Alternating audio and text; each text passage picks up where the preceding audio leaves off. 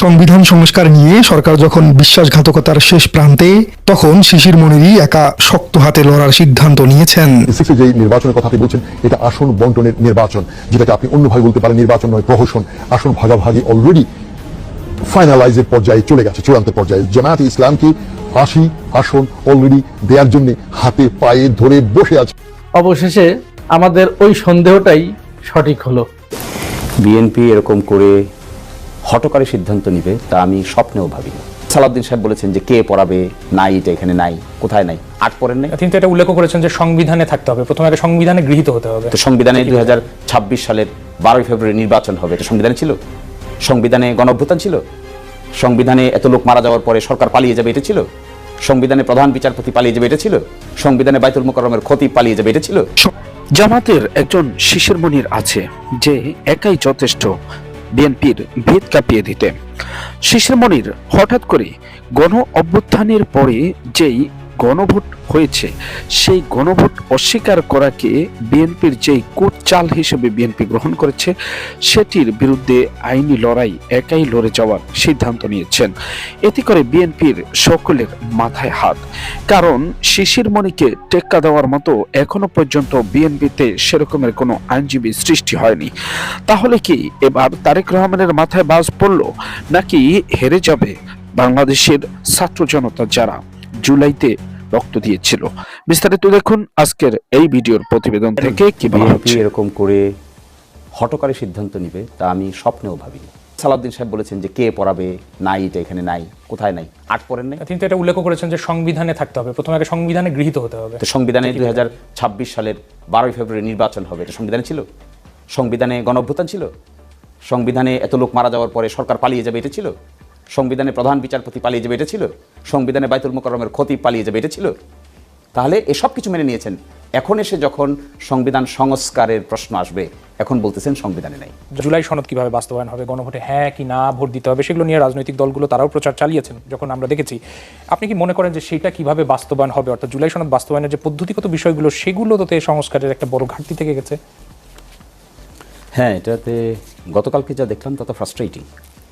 BNP এরকম করে হঠকারী সিদ্ধান্ত নিবে তা আমি স্বপ্নেও ভাবিনি, এবং ভাবনার কথাও নয়। কারণ জুলাই সনদ বাস্তবায়ন আদেশে স্পষ্ট করে বলে দেওয়া হচ্ছে, যেহেতু 2024 সালের জুলাই আগস্টে সংঘটিত ছাত্র জনতার সফল গণ অভ্যুত্থানের মাধ্যমে প্রকাশিত জনগণের সার্বভৌম ক্ষমতা ও অভিপ্রায়ের ভিত্তিতে অন্তর্বর্তী সরকারের পরামর্শক্রমে রাষ্ট্রপতি এই আদেশ জারি করেন।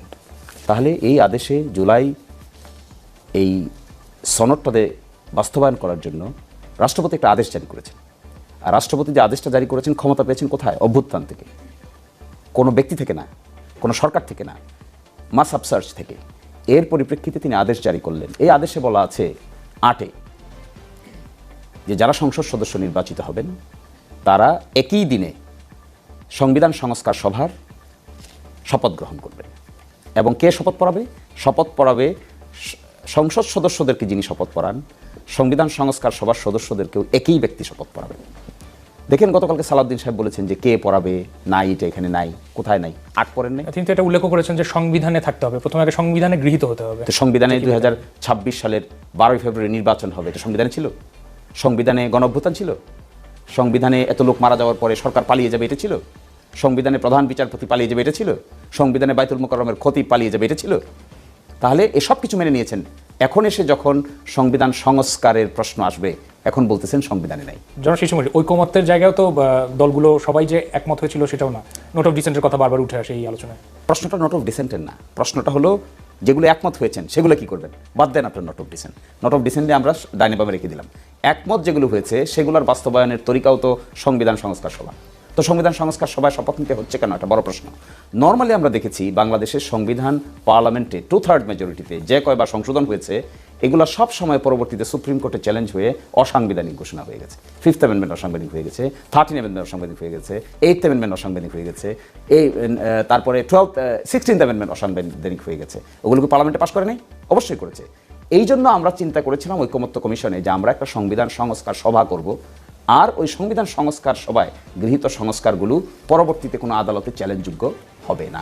এই প্রোটেক্টিভ মেজারটা এখানে নেওয়া হলো। আসলেন ক্ষমতায় 2/3 মেজরিটিতে, 13ই নভেম্বর 2026 সালে 13ই নভেম্বর 2025-এ এই আদেশ জারি করা হয়েছে। এতদিন বলেন নাই কেন মানবেন না? যে ইলেকশন হয়ে গেল, 200 কয়টা আসন পেয়ে গেলেন, পুরাপুরি চেহারা চেঞ্জ হয়ে গেল। জনাব শিশির মনির, একটু থামাই আপনাকে।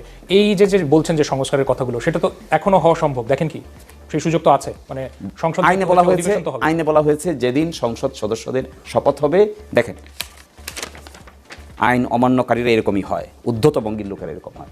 সংসদ সদস্য হিসেবে শপথ গ্রহণের পর একই শপথ অনুষ্ঠানে এই আদেশের সংবিধান সংস্কার সবার শপথ গ্রহণ করিতে হইবে। পাবেন, আবার বেঁকে যেতে পারবেন? একই শপথ অনুষ্ঠান আপনি আবার একটা পাবেন? একই শপথ গতকাল পড়ে গেছে, তাহলে তো টাইম মেশিন আবিষ্কার করতে হবে। আসাদুজ্জামান রিপনের যে বক্তব্য ছিল যে এটা সংসদ অধিবেশন বসলে সেখানে আলোচনার সাপেক্ষে নতুন করে তো এই আলোচনার দ্বার উন্মোচন হতে পারে, বা পরবর্তীতে সংস্কারের ব্যাপারে যে রোড ম্যাপ বা যে পদ্ধতিগত সেগুলো নিয়ে আলোচনা হতে পারে, সেই সুযোগ কি দেখেন? করতে পারেন, কিন্তু আপনি যে আইনটা মানলেন না প্রথম দিনই, কেন এই ছক্কা পেটে গেলেন? কেন হাম্বল হলেন না? যদি নাও নিতেন তাহলে অপরাপর রাজনৈতিক দলের সঙ্গে 2 দিন আগে আলোচনা করতেন, আলোচনা করে বলতেন যে এই জিনিসটা আপনারাও নিয়েন না, আমরাও নিব না, let it be discussed in the parliament and the next session let it be amended in accordance with our consensus. That could have been the better solution. না করে একটা হটকারী অহংকার দেখালেন। সেই অহংকারটা কি? 200 কতটা সিট পেয়ে গেছি, আমরা নিব না বলে দিলাম, বাকিরা তুমি বিবি রাজি। সংবিধান সংস্কার নিয়ে সরকার যখন বিশ্বাসঘাতকতার শেষ প্রান্তে, তখন শিশির মনিরই একা শক্ত হাতে লড়ার সিদ্ধান্ত নিয়েছেন। যেই সংবিধানের দোহাই দিয়ে বিগত ফ্যাসিস্ট সরকার 1.5 দশক ধরে ছড়ি ঘুরিয়েছে, সেই একই পুরনো সংবিধানের দোহাই দিয়ে এবার জনগণের দেওয়া গণভোটের রায়কে বাতিল করার এক ভয়ঙ্কর আইনি ফাঁদ পাতা হয়েছে। সরকার গঠন করার পর ক্ষমতাসীন বিএনপি অত্যন্ত স্পষ্টভাবেই জানিয়ে দিয়েছে, গণভোটের রায় বা জুলাই সনদ বাস্তবায়ন করা তাদের পক্ষে সম্ভব নয়। কারণ হিসেবে দাঁড় করানো হয়েছে একটি অতি বিরল যুক্তি, আর সেটি হলো সংবিধানে গণভোটের কোনো উল্লেখ নেই। কিন্তু এই খোরা যুক্তির বিপরীতে এখন আইনি অঙ্গনে এমন একটি প্রতিযুক্তি বা কাউন্টার লজিক দাঁড় করানো হয়েছে যা পুরো রাষ্ট্রযন্ত্রকে কাঁপিয়ে দেওয়ার জন্য যথেষ্ট। যুক্তির কাঠগড়ায় দাঁড়ালে এটি খুব সাধারণ সমীকরণ চোখের সামনে এসে ওঠে। যদি সংবিধানে উল্লেখ না থাকার কারণে গণভোট অবৈধ হয়ে যায়, তবে বর্তমান সরকার যেই নির্বাচনের মাধ্যমে ক্ষমতায় এসেছে সেই নির্বাচনও তো পুরোপুরি অবৈধ হয়ে যায়। কারণ বিগত সরকারের রেখে যাওয়া সংবিধান অনুযায়ী এই 13শ জাতীয় সংসদ নির্বাচন অনুষ্ঠিত হবার কথা ছিল 2028 সালে। শেখ হাসিনার বিরুদ্ধে ছাত্র জনতার ঐতিহাসিক গণ অভ্যুত্থানের পর রাষ্ট্রের জরুরি প্রয়োজনে ডক্ট্রিন অব নেসেসিটি বা প্রয়োজনীয়তার মতবাদের উপর ভিত্তি করে একটি অন্তর্বর্তীকালীন সরকার গঠিত হয়েছিল এবং দ্রুততম সময়ে এই 2026 সালের নির্বাচনটি অনুষ্ঠিত হয়। অর্থাৎ এই পুরো প্রক্রিয়াটি সম্পূর্ণ হয়েছে পুরনো সংবিধানের বাইরে গিয়ে। শিশির মনির ঠিক এই জায়গাটিতেই আঘাত করেছেন। ইমাম সাহেব এবং সম্মানিত মুয়াজ্জিন সাহেব সহ অন্যান্য ধর্মের যারা রয়েছেন সেসব ধর্মগুরুদের জন্য আমাদের একটা প্রতিশ্রুতি ছিল যে মাসিক সম্মানী এবং উৎসব ভাতা প্রদান করা হবে, এবং মাননীয় প্রধানমন্ত্রীর নির্দেশে একটি সিদ্ধান্ত গৃহীত হয়েছে যে ইনশাআল্লাহ এই ঈদের আগেই আমরা এটি পর্যায়ক্রমে শুরুর যে প্রস্তুতি সেটি সম্পন্ন করে কিছু কিছু জায়গায়। এতক্ষণ পর্যন্ত আপনারা যে ভিডিওটি দেখেছেন, এই ভিডিও দেখার পরে আপনাদের মতামত কিংবা মন্তব্য কি? গণভোটের রায় হওয়ার পরেও গণভোট নিয়ে যেই নাটকীয়তা সৃষ্টি করে যাচ্ছে বিএনপি সরকার, সেটি কতটুকু তারা সফল হতে পারবে, নাকি সফলের ছিটেফোঁটাও পাবে না, এবং কি আগামী নির্বাচনে এর কি ধরনের প্রভাব পড়তে পারে, এবং আগামীতে সরকার গঠন করতে বিএনপিকে কি ধরনের বেগ পেতে হতে পারে? আপনাদের কমেন্টস অবশ্যই জানাবেন। ধন্যবাদ সকলকে।